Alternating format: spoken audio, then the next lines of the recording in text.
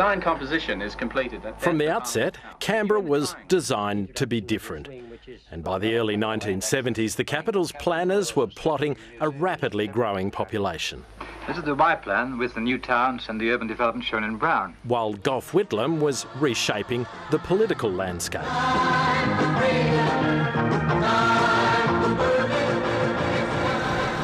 Nearly 50 years on, a suburb bearing Whitlam's name is rising from the paddocks.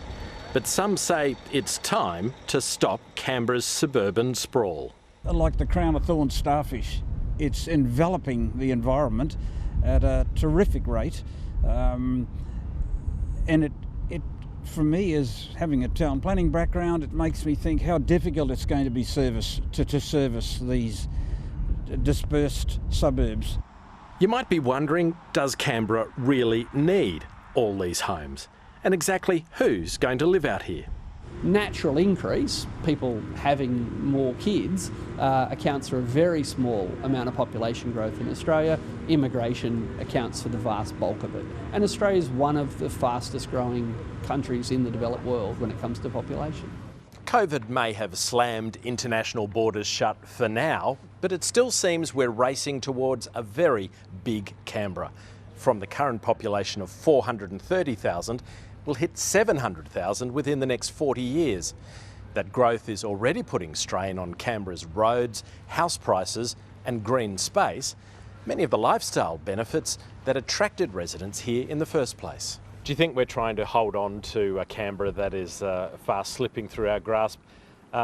What would you say if someone said, well, Colin, you're just a bit old-fashioned? I'm sure that a developer would say that, without a doubt. But I think there's many people that I speak to agree that some of the attributes which they cherished in this city as late as 7 or 8 years ago are fast diminishing. And why does that need to happen? To be honest, I think it's one of the best locations in Canberra. Awesome outlook to Parliament House. Nick Georgalis sees it all very differently. I've lived here my whole life for 45 years. I've seen it emerge from what some people like to refer to as a country town and now becoming an emerging city. It's certainly headed in the right direction. His construction giant Geocon dominates the skyline in Canberra's town centres, and his company's vision for Canberra is more James Bond than bush capital.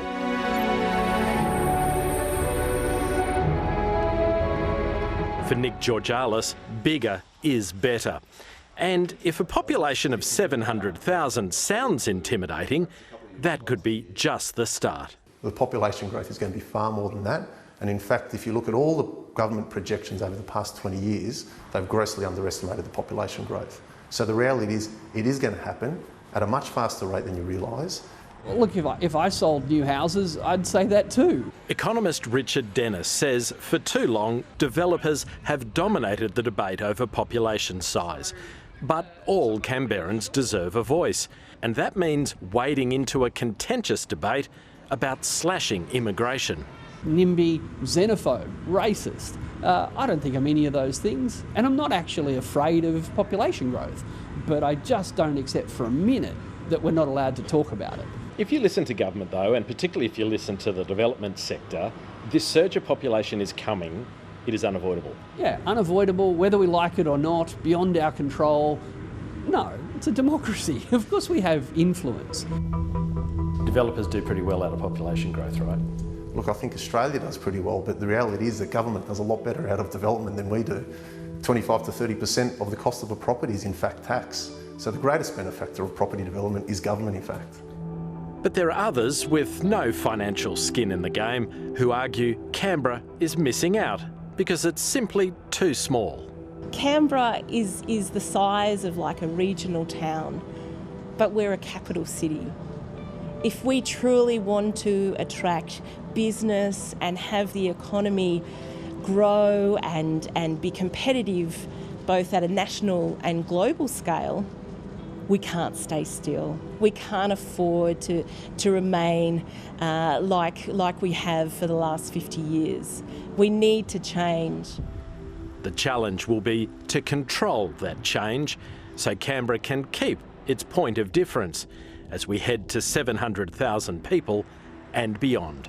We suffer from a lot of NIMBYism in Canberra. I think that the image of a quiet regional town is something that drew many people here, and a lot of people don't want the place to change. In its graceful setting, Canberra uniquely sums up the character of Australians and Australia. A modern city grows and prospers amid the plains and hills of the world's oldest continent.